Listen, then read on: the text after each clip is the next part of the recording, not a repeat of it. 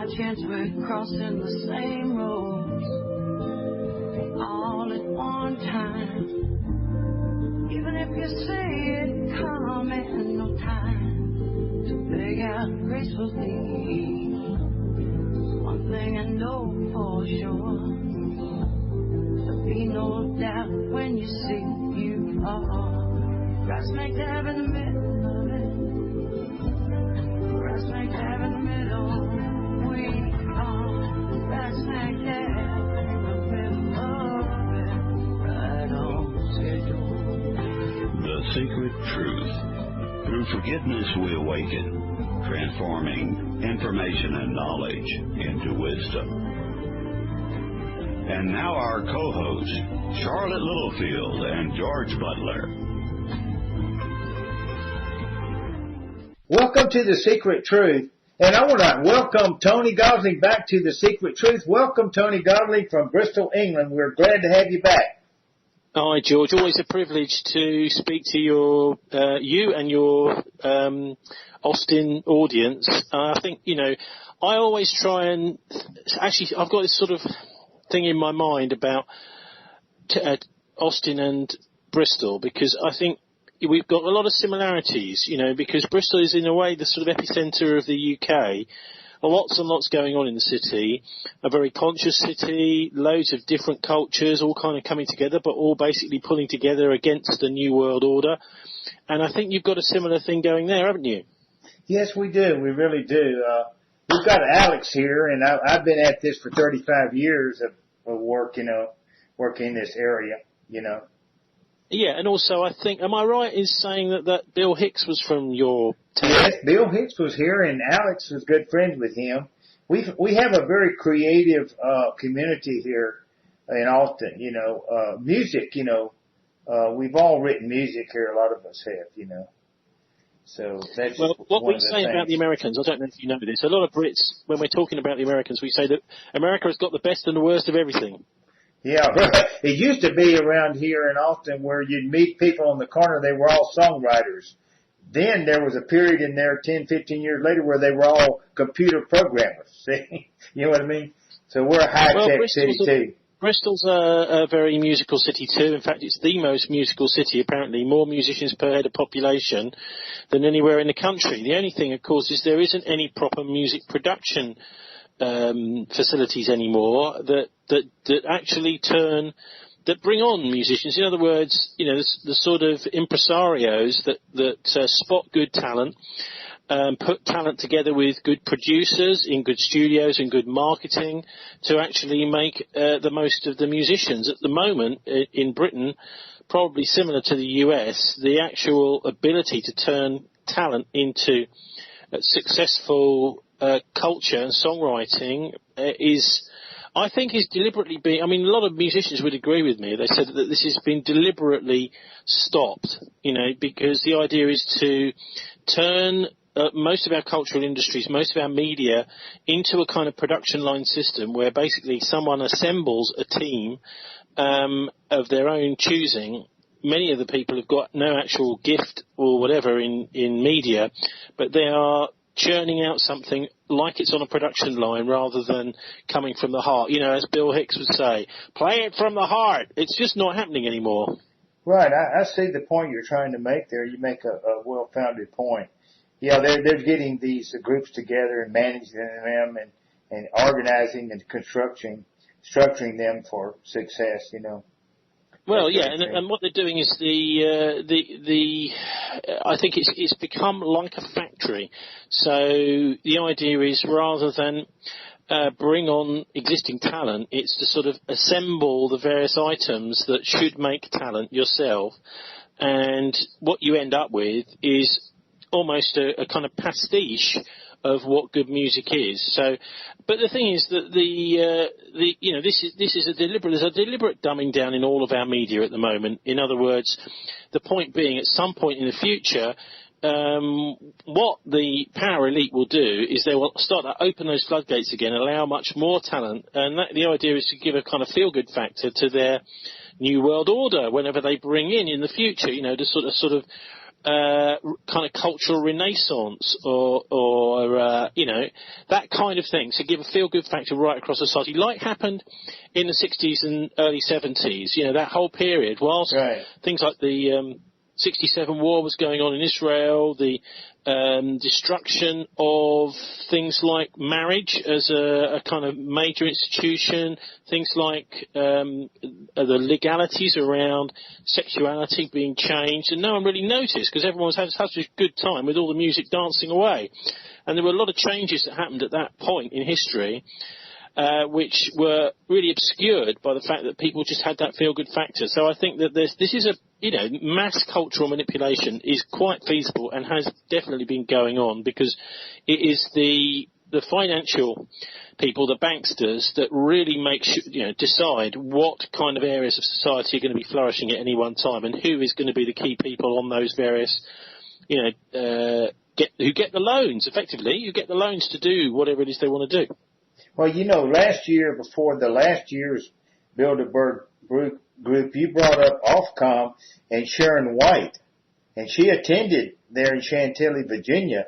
And we don't have a list out yet, do we? But the point I'm trying to make with that Office of Communications is locking down everything they can in England, isn't it, on regulating and licensing all media and press. But it's not. Our show is not being taken off the air.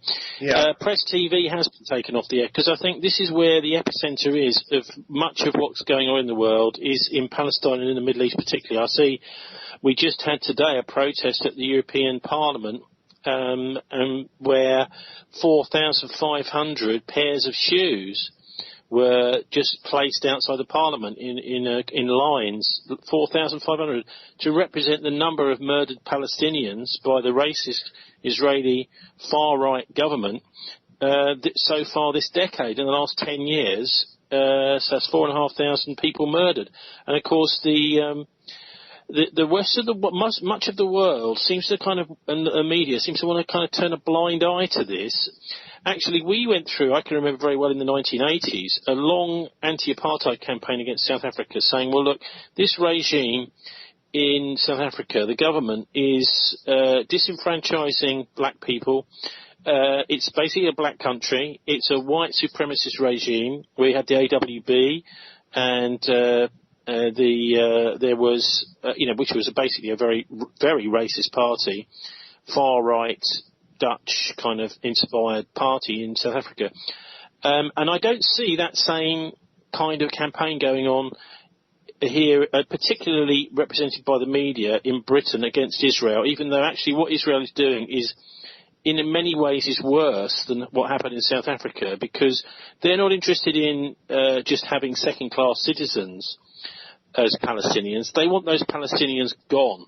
And they just want them out. They don't want them there. And this is actually far worse than having a structural system whereby one class or one race is in class by society and by the government as inferior to another.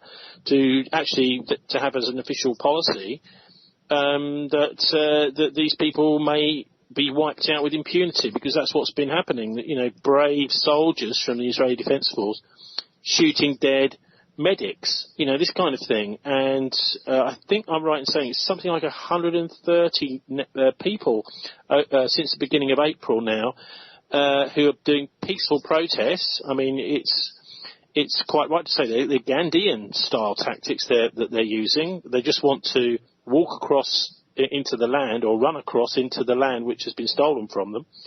And what's happening is they're just being gunned down by soldiers, which is absolutely disgusting and appalling. So 4,500 shoes outside the European Union, but will anyone be listening? Certainly the mainstream media don't seem to want to listen, because they're very, very pro-Zionist for whatever reason. The Zionist lobby has got in at the top, I think, in most of our mainstream media.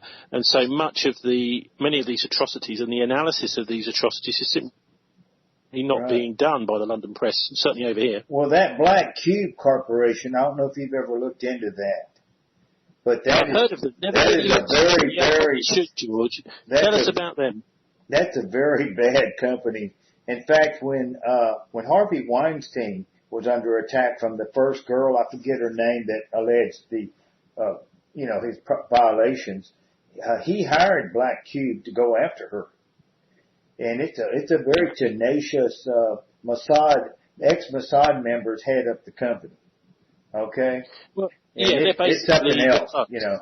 The thugs, Yeah. the heavies, potentially also the jackals, that is to say, the murderers. You know, so I remember when this whole Cambridge Analytica scandal came out, that's when I first came across the Black Cube. And they were saying there that sometimes they were going into jobs and they'd find the person who was their predecessor in the job had been murdered. But they were taking over a job, and effectively they were being very highly paid because it was danger money.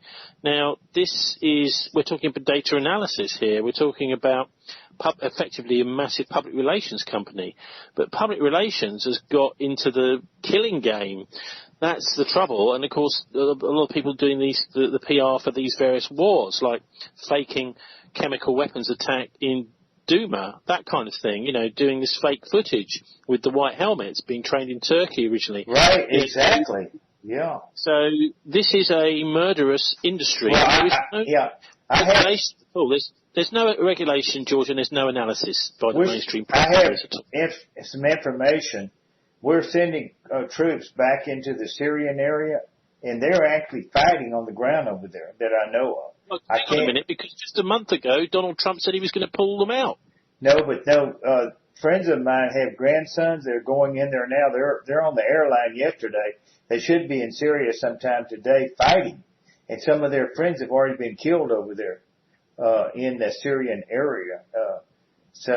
We're, you know, right. the problem with Trump. The Americans are in the sort of top. There's a quarter of Syria, which is the kind of triangle at the top.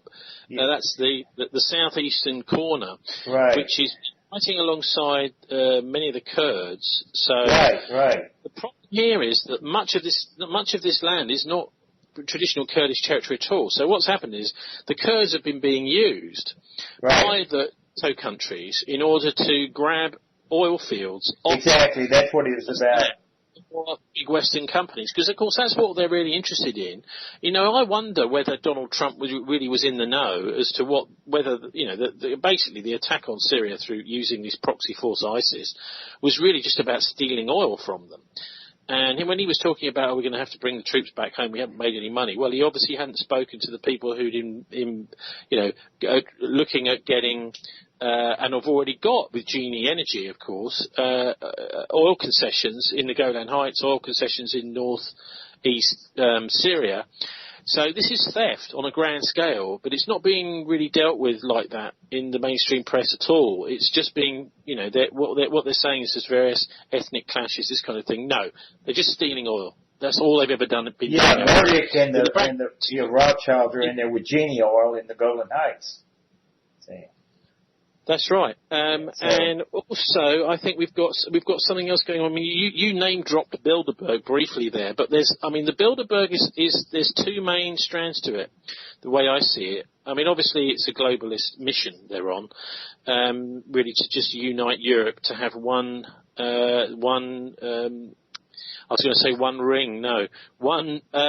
president, and one foreign secretary for the whole of Europe, rather than, you know, lots of different countries. That's the mission that they're on.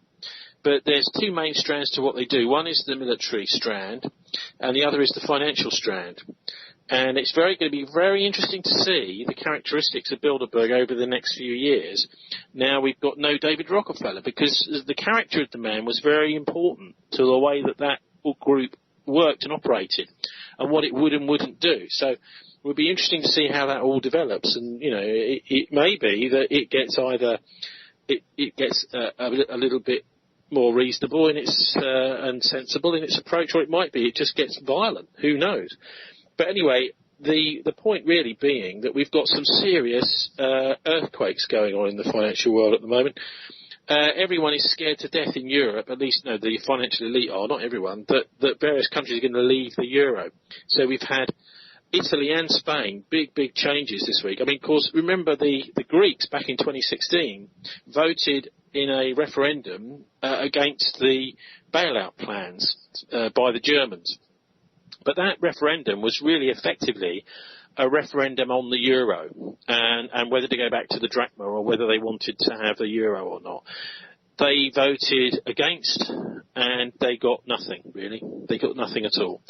And the Syriza government didn't manage to deliver. And that's why Yanis Varoufakis resigned, because he said these people aren't serious in taking on the international financial oligarchy. This has become,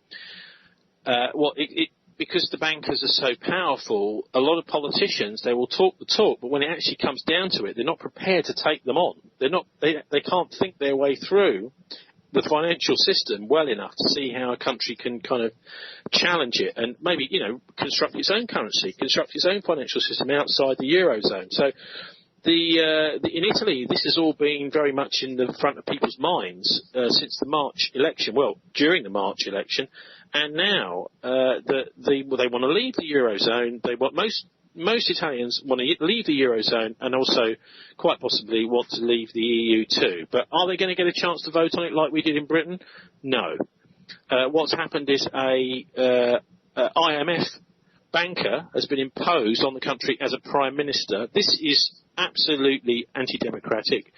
People in Italy are livid, but what they're saying, and of course this was in one of the German commissioners tweeted it last week apparently, and said it in the European Commission, the markets will teach the Italian people to vote the right way, to vote pro the euro.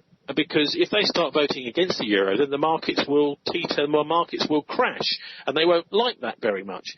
So, although the psychics predicted the crash in 2022 and 2023, I don't know if you know that, but there's a lot of psychics who've said that's, I don't really believe in that stuff actually, and I think a lot of the psychic stuff is actually the intelligence services trying to play with our minds.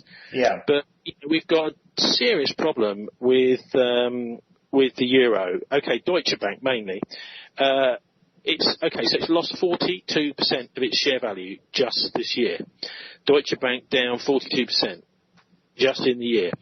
Standard & Poor's just yesterday, I think it was, downgraded them from A to B. Now, a lot of people might say, it doesn't make much difference. A to B does make a big difference. It's going from the top rating to a more moderate rating. We're not really sure if this bank is quite as, it's a big change anyhow. It's a very important. It's only 1 point change, but it's a very important milestone. So no longer is A rate is a big red flag. What it is, yeah. Absolutely. And of course there'll be a lot of people thinking, right, B rated, right, that's enough for me, I'm getting out of here. And of course that kind of thing can precipitate a crash. George Soros as well this week. He's been saying that there's a massive crash is likely. He's also, by the way, of course, this is all tied together. The threat of the crash, which is effectively it's like the gangsters holding a gun to your head.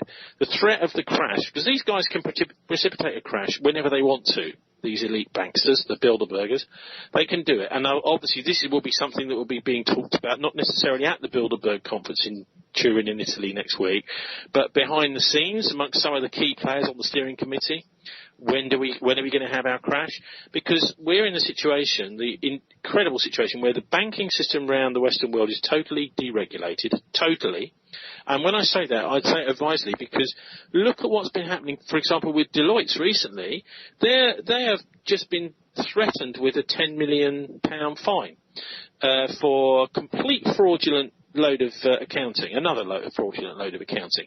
Well, they're not at all scared by a £10 million fine, because they have made far more money by making up figures for the books for the various companies that they've been signing off their audited accounts.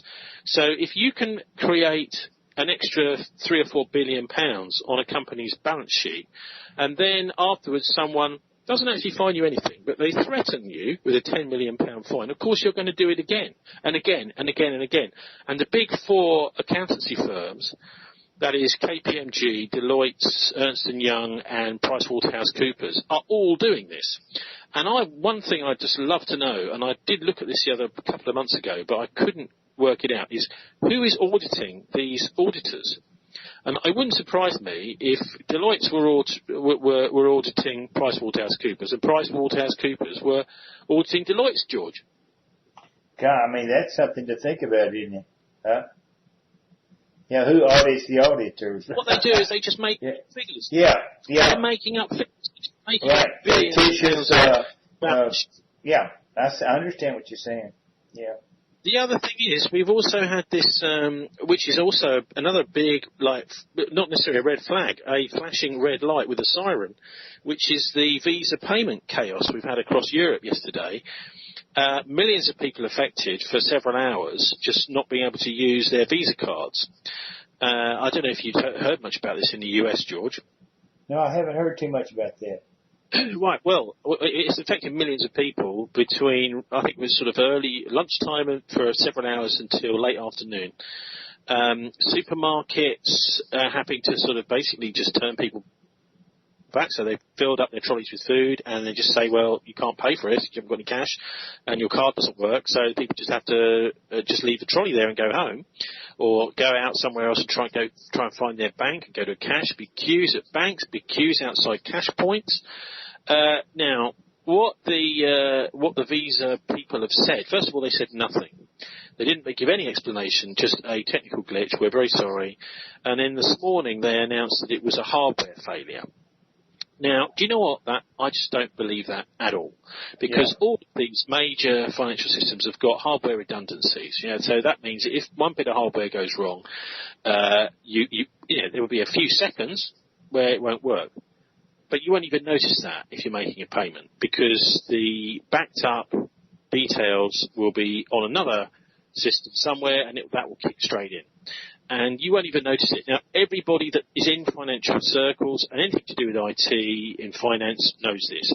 But the general public don't, and obviously the journalists don't, because they don't even question. So I would suggest this is a lie put out by Visa, and I would also suggest that this is a kind of an economic warfare against the public exercise, George. Right. It could be a foreshadow of real insolvency or illiquidity. That's it. Mervin King, right, I think was the last decent. I mean, he's not kind of amazingly dynamic bloke, but I think he was a fairly honest man. And he was the previous to Mark Carney, who's from the Bank for International Settlements, virtually a financial criminal, man responsible for the deregulation that caused the 2008 crisis, Mark Carney. King came out in March, I think maybe it was February, and said, there's another crash is going to come. And he gave the figures as well. He said there's a debt bubble, and the size of it is £166 trillion. It's going to come back. So we've had all these various warnings. George Soros is warning. Mervin King is warning. Deutsche Bank is warning. Visa cards are warning. So I just think we've got to be really aware that this could happen at any time. And in the meantime, in the background to all of this, we've got this potential crisis looming between Gaza and the Israelis, and the movement of the embassy the US embassy to Jerusalem, and the Israelis started to get very trigger happy against civilians who don't happen to be the same religion or race as them. I think we've got some fairly serious things going on this summer, George, that I haven't seen these various planets lining up to warn of war and crash for. Certainly, I've never seen so many signs at the same time. Well, the Iranian Israeli thing is building up big too. And what about this Ukrainian Arkady Babchenko this week, the journalist? Okay, so what happens there is there's the so-called murder of a Russian journalist in Ukraine who's very anti-Putin. But the whole thing was staged, apparently, with pig's blood. And then at the press conference where they're talking about this guy's murder, the guy turns up. He's actually not been killed at all. So do you know what I think? I think the Ukrainian secret police are just playing games with us.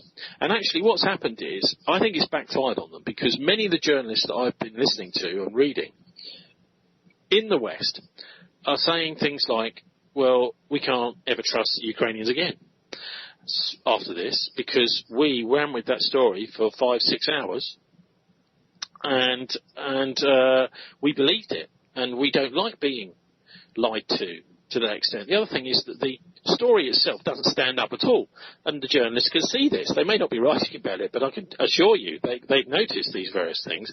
The assassin is supposed to be a monk, a deacon, is a religious man. He's supposed to be the hitman. Now, maybe the Ukrainian authorities have got something against him. They want to fit him up, but it certainly doesn't sound like a hitman to me. And then the paymaster of the so-called hit against this journalist, which never was, is a director of the Schmeisser machine gun factory, which is half Ukrainian, half German-owned. I mean, I don't know if you remember from the Second World War, they used that came out pistols, of where they're still they're still making. And this guy is supposed to be the paymaster of this hit. Well, it just doesn't make any sense at all, because they're saying that they would have that what they wanted to do was to wrong foot them. But of course, the guy who was supposed to be the hitman would have known that he hadn't actually killed this journalist. Look, what I think they're doing is they're copycatting on the British Skripal case, that they've seen what the British have got up to down in Salisbury back in February, was it the beginning of March, and they've said, we can do something like this, we can fool the world, and we can have a laugh at the Russians' expense, and we can have a go at the Russians, and a provocation in the run-up to the World Cup.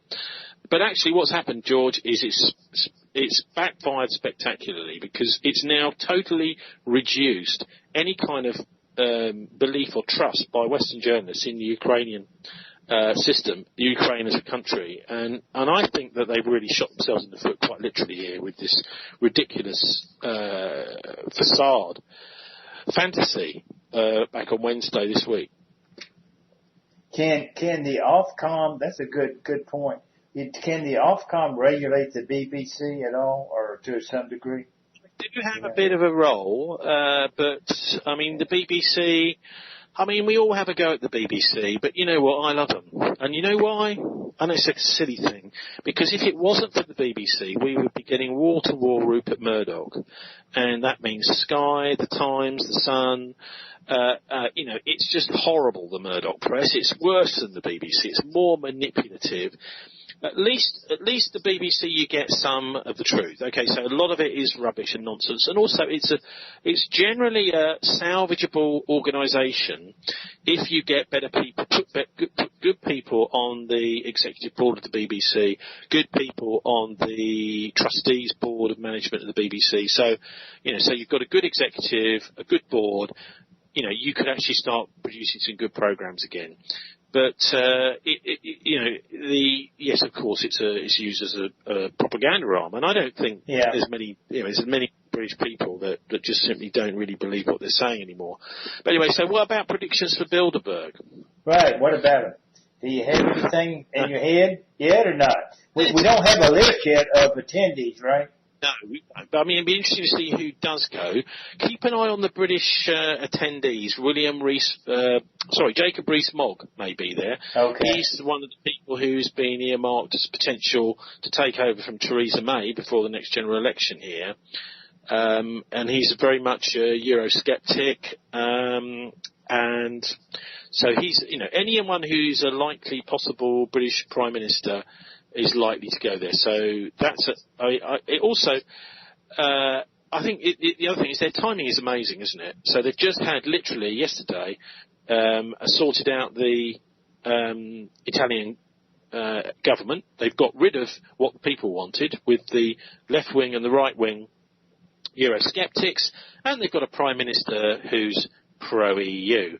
So, you're getting basically a topsy-turvy government which is doing completely opposite of what the people actually voted for. So this is a great victory for Bilderberg, and I imagine they'll be all slapping themselves on the back when they meet in Turin next Thursday.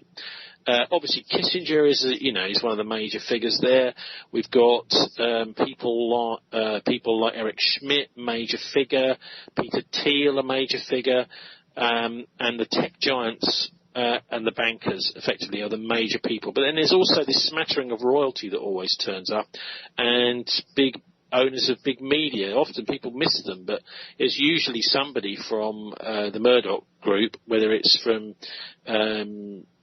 News International, whatever they're called nowadays, you know, the holding company for the Murdoch empire is usually there. But it's always fascinating to read that list when it first comes out, and also to see what they say they're going to be talking about. I remember last year one of the things on the list was plastic. What is going to happen with plastic? So they've got this kind of fake environmental angle to them, where, you know, there's this massive environmental movement, for example, against fracking, but none of that's going to appear at Bilderberg. What you do get is a whole load of stuff about plastic and how we can impose taxes on plastic, and it was really interesting to see how that guy turning up at Bilderberg, suddenly the whole campaign against plastic gets a pat on the back, and right across Europe they've had all sorts of new laws coming in against plastic waste, that sort of thing. I'm not saying that's bad, but it's all been driven by them. It's not happened naturally or normally through governments. The Bilderbergers are doing all this stuff. Also, I would suggest that they will be looking at ways of doing something about what's happened in Syria, because the Russian intervention 2 years ago in Syria has been an absolute game changer. Assad has got his country back, most of it, at least probably 3/4 of it, maybe a little bit less, but he's now in a position to tell the Americans to get out of his country, which he's absolutely right to do. But he's actually now in a position where he's strong enough back as Prime Minister to do that. And Syria always was going to be a very important key to all of this, and it's basically a victory for the Russians. And the West has just failed. It failed, number one, to take the hold of the country, to destabilise and destroy the regime like they did to Iraq and and Libya and Afghanistan, which basically turned Afghanistan into a massive opium farm run by... Yeah, that's right. But was run by the Taliban in a reasonably sensible manner. The local people liked the Taliban, the laws that they brought in. Some of them were a bit strict, but it was basically a moral religious law system. But now it's just gangster run, and all they're doing is growing opium. So they wanted to do something similar, basically divide and ruin to Syria, and it's failed. They could rename the Bilderberg the Spectre Group, You know what I mean? They're kind of winning in one way, George, but they're losing in another. They're winning on the ground.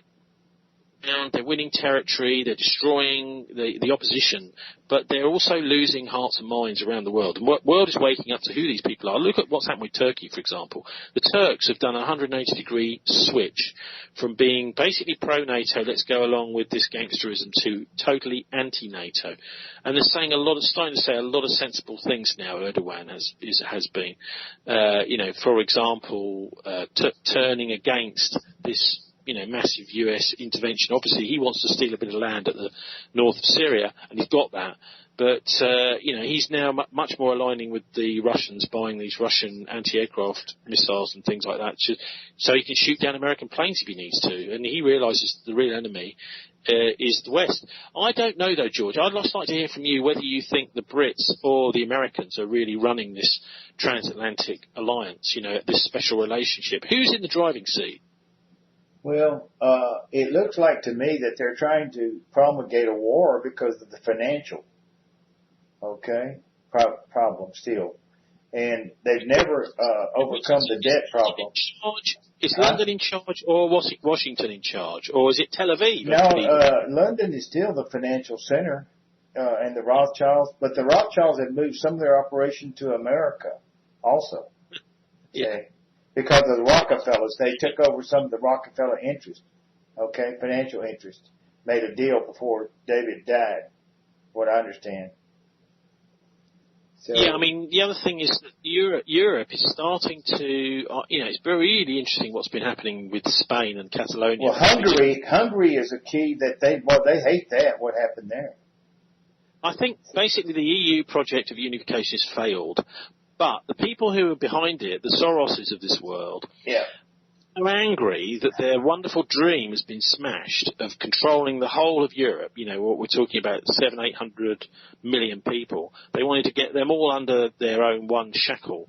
Failing to do that And I wonder whether the backlash will be, okay, so if you are going to scupper our plans for the euro currency, the single, basically United States of Europe, based in Brussels, controlled by us, then we're going to take all your economies down, and I think that's what they'll do.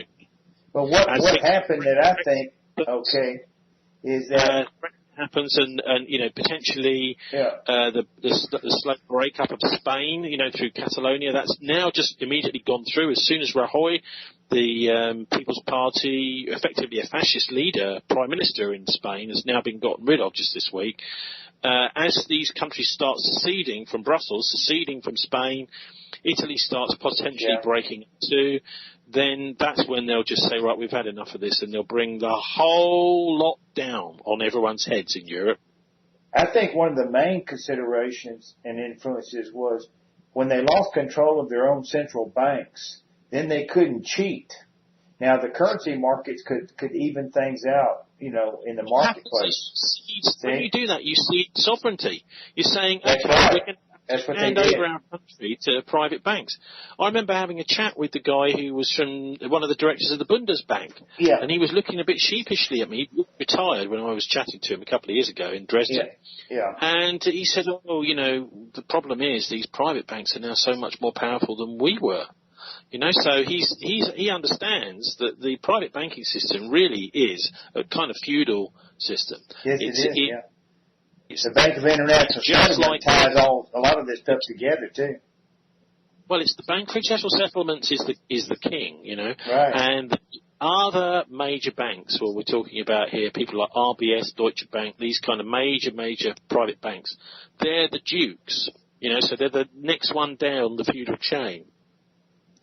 And these are the people that, first of all, they're obsessed with money. They think that money is the only thing that really matters in this world. And, obviously the money is the root of all evil. These are the money changers that Jesus did throw them out of the temple. Twice. Which, by the way, was what got him on the cross. That's right, exactly. Clear about this. That is what got the Jewish establishment of the day so annoyed with the guy, because he did that in their temple. So this is our temple, we own it. Look, I've got the title deeds to this temple. Someone does that in here. I'm afraid that we've had enough of them. And that was the bravest thing he did, I think. And 40 years before Jesus, they instituted the Prose Bowl. Okay, the Prose Bowl, Prosbul. Halil the Babylonian, acting as the Nasi of the council, he instituted the Prose Bowl, which overrode the forgiveness of debt during that beginning of that 7th year. And so they were able to continue to lend even during the 7th year, which they were prohibited from doing under the sabbatical rules and laws. Yeah, I mean, basically, we need to just make sure that money is something that serves humanity. If we're going to have money, which I don't actually believe we need, but if we're going to have it, in fact, it was pre-Roman Britain. We didn't ever have money, really. I mean, we, obviously have valuable things, but certainly no one's going to say, well, you can't eat, because you haven't got any money. No one was ever going to say that, but they are. What Charlotte and I have always supported was something like community banks that are owned by the deposit holders. And that way you diffuse the money, the dominance of money, the monopoly of money creation. You diffuse that power. So here's a policy you won't hear on the mainstream press, right? Yeah. And that is that we need to get rid of any kind of payment for basic essentials of life. So such as food, water, shelter, these basic things all should be available to anybody for nothing. And let's just use a taxation and use money for things which are more like luxuries. And that just seems to make sense to me. And then what happens is you get nobody, begging on the streets, nobody, lying, if I can say this in their own urine, which is what happens to people when they fall off the bottom of the ladder. Let's just make sure that everyone has got the things that they need to live, the very basic stuff. Then they realise, if society's given me this, well, that's great. that's a good society, and I'm going to contribute to that society. But if society takes those things away, people actually start to resent the society around them and the system that they're in. But look, one of the other things is the things we don't hear about. Something I haven't heard about for a while, that's Julian Assange. Oh, that's right. Well, they made a deal with him for him to remain, but he can't communicate it on political matters. Okay. So he's basically been gagged. So here is the most radical publisher in the world, right. The person who the whistleblowers all go to, saying, "Here, Julian, we've just found out this, blah, blah, blah." But he has been muzzled. Now, this is not a free press. This is not a free West. This is not a free country in Britain where we can do that to a man who's effectively a producer, journalist, editor of one of the most important investigative websites in the world. In fact, some of the stuff on that WikiLeaks I've seen myself is leaks from GCHQ and the NSA talking about how they want to control journalists. I mean, we all know about Operation Mockingbird, where the intelligence services decided, I think it was in the 50s and 60s, maybe you can help me out here, George, but Mockingbird was about total control. Yeah, it came out of Alan Dulles created that. When he was CIA director. It was in the 50s, yeah. So what they're saying, effectively, is that even somebody like Julian Assange, who's a great entrepreneur, the most radical, brilliant publisher in the world, he's not allowed to do anything. All we're allowed is official government and intelligence service approved news. Hang on a minute. This is totalitarian system. What they're doing is they're trying to stifle criticism and stifle any kind of proper debate in journalism. This is another thing that makes me more and more worried, increasingly worried about the potential of war and crash, because these two things, I think, are going to come together. Now, at some point in the future, God knows when, and I don't think we will know until it actually happens. And when it does, things are going to change very rapidly. I mean, for example, the visa outage, I was saying, an exercise potentially for the day when the crash comes and everyone suddenly can't get at their money. And this is a way of just saying, well, let's just try it out, see how switching off the visa.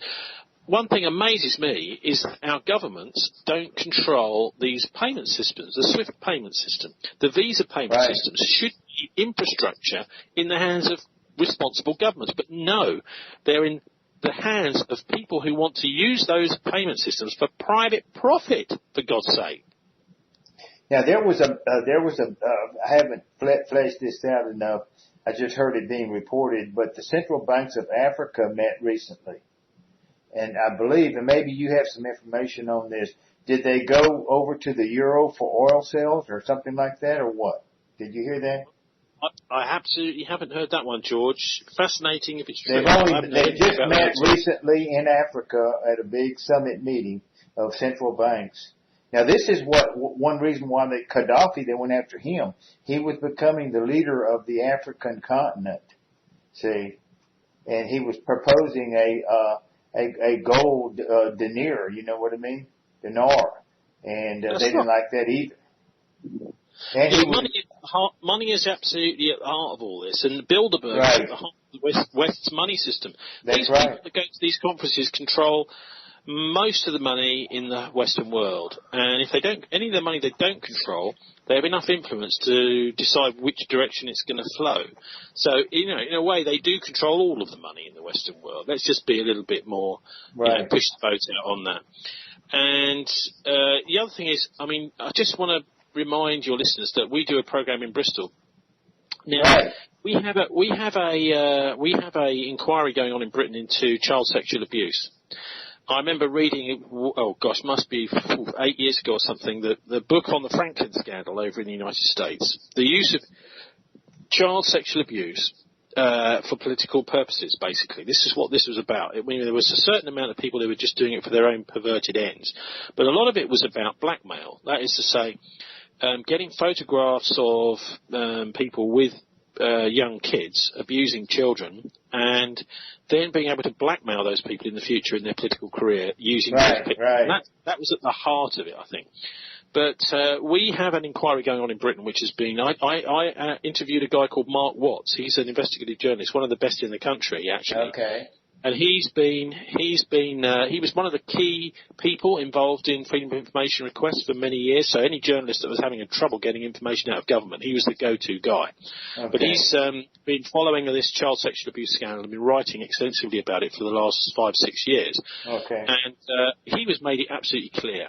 The main problem is the Home Office, that is to say the Interior Ministry effectively here in the UK, and they have been behind all of the cover-ups, and yet they are now running this inquiry. So they are the wrong people. They should be being investigated, not doing the investigating. They've also cut off various parts of the inquiry they were supposed to be doing. They're not doing it anymore. The woman who's in charge of the inquiry has got a track record of doing nothing to pursue any kind of prosecutions against police officers or social workers that have allowed this to all go on. Where someone has reported this to the public authorities, and the public authorities have just turned a blind eye. Well, that Tommy Robinson case just recently over there. Ah, right. Now you want to talk about this because this is a psyop. Because Tommy Robinson actually did commit contempt of court. As a journalist, I know you can't do this. He was trying to influence the jury in a court case, and he was warned by the judge, don't do this, because otherwise you'll end up in jail. And you can't do that. When you've got a court case going, he could even now, George, have wrecked that court case against those individuals. And the reason why people are so upset about this is because Tommy Robinson, by supposedly trying to do the right thing, could possibly allow these various child abusers to get off, to not be prosecuted because of the way he's been influencing the jury during a live court case. We all know as journalists, one thing you do is if you're going to do any reporting on a court case, it's got to be totally balanced during the live what is called an active case. That is from the moment someone's charged up until a verdict is read out and the person's been sentenced. You cannot be campaigning to get one verdict or another as a journalist. And this is basic rule of journalism. You can say what you want after the case. You can say what you want before the case. But then why did they hush up the prosecution and jailing of him like they did? Why didn't they just bring it out in public and that's what he was doing? It's because there are necessary reporting restrictions on these cases. The case has to be allowed, the jury have to be allowed to see the evidence in front of them without having to read in the newspapers or on social media loads of biased comments one way, saying basically, look, these Muslims should all go to jail, this kind of thing. Yeah. And then that's a basic rule of journalism, and it's not a free speech issue, this, at all. So I'm being absolutely frank with you. Anybody who has anything between their ears knows if you try to influence a jury during a live court case, you're going to jail.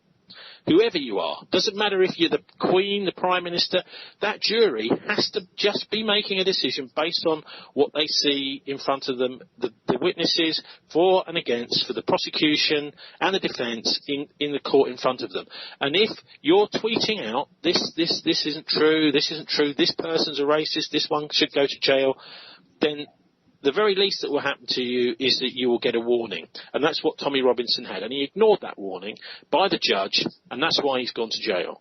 And I think it's absolutely 100% right that that's happened, because you cannot have... Well, he had people down there trying to scale the fence at 10 Downing Street, too, supporters.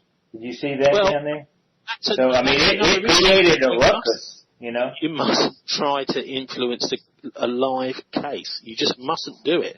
You can point out flaws in the process, but if you start to try and influence the jury, then I'm afraid you're going to get a knock on the door. Well, now his cameraman was to have a decent justice system. As soon as you start to allow people to try and influence the jury, you don't have justice anymore, George. Well, now his cameraman the other day on an interview said that they were very careful about what they were saying about that case outside the courtroom on the sidewalk. So certainly weren't careful about what they were reporting and tweeting about. They certainly weren't, and that's why Tommy's. I think this is a bit of a psyop here, that people are being, again, the idea is that it's kind of narcissistic attention seeking. I actually think that you've got to just stand back and watch the court case. If you don't like the result, the verdict, then by all means make a big fuss afterwards. But you are interfering in a live court case, that's it. Well, the story goes that he had a tanning salon somewhere there in London and watched over a period of time these young people being abused or picked up and taken away and brought back. And he just got fed up with it. And that's why he's been so active against that. Yeah, but the thing is, there are two sides. There are two sides to this. Yeah. The main real culprits in that case in Rotherham were the police and the social workers, and they were allowed to get off by Alexis J, the woman I was talking about earlier, who's chairing the National Inquiry. And the certain police, I believe, should have gone to jail, and certain social workers, I believe, should have gone to jail. Now, if I go to a police officer or a social worker and report a child as being sexually abused, I expect that person to act on that information, not to just ignore it. And if they do ignore it, then that's what we would call, deliberately ignoring it, that's what we would call malfeasance in law. That means that this is a misconduct in public office. Right. Misconduct in public office, you can go to jail for life, depending on the severity of the crime. If you're in a public office, you've got a duty to investigate that report of a crime and pursue that crime to the courts if necessary and through the courts. If you don't do that, then I think it hasn't been happening very much, but you should be prosecuted if you haven't done that. If you're a police officer that witnesses, say, a murder, and then you just turn around and walk the other way. But this Jimmy Seville thing back a few years ago showed how widespread some of this pedophilia is, and within some of the top echelons. That's right. Savile was a bit different. Yeah. In that, although people knew, not many people were actually reporting him to the police or anything, because it was very much a sort of culture at the BBC where it was seen as, if you want to make a fuss about Savile, you'll lose your job. I was chatting to a woman the other day actually on our dialect programme, which you can pick up online if you want to, who was working in the 1970s at the BBC. And she was saying, well, when we went into the Top of the Pop studio, everyone just avoided him. When he went to one side of the room, we went to the opposite side. She was a 20-year-old woman at the time, working on the production staff of various programs in Shepherd's Bush. It's Lime Grove, just around the corner where they were making programs. This culture, at Rotherham was very different. A lot of people were going to the police reporting kids were being abused. And by the way, they were mostly being abused from council care homes as well. So it's public employees that should have been going to jail there.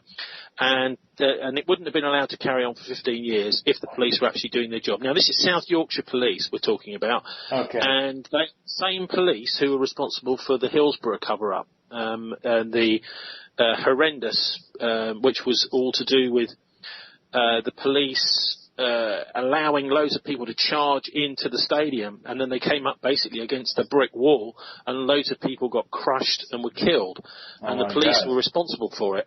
And then they covered it up. I think there was something like 30, 40 people killed in this terrible crush. And the police covered it up. That was also South Yorkshire Police. So I think we should be, basically jailing the cops rather than getting all upset about Tommy Robinson. Right. Well, that's very interesting, Tony. But, it's a bit of an insight, I hope. Anyway, George, I'm going to have to go. Bilderberg next week. If you get your last minute tickets to Turin. Okay. Go and see Bilderberg. Okay. And it starts on Thursday, finishes on Sunday. On Saturday, they usually go for a walkabout. So that's the place to go and chat to the secret rulers of the world as they're doing their wandering around the local area, seeing the sights, doing a bit of tourism or whatever. Okay, well, that's great, Tony. I predict this year we'll probably see some interesting new faces. Maybe the Irish Prime Minister will be there. He's a kind of Irish version. Leo Varadkar, I think his name is. He's a kind of version of Macron, sort of bankster. The same kind of guy Conte who's taking over Italy. We're starting to get this right across Europe now. It's basically just banksters as prime ministers rather than anyone that the people's elected. I got you. I will. All right, George. Okay. Thanks, Tony. Okay. Lovely to talk to you. Okay. Yeah, enjoy it. Good night. Bye-bye.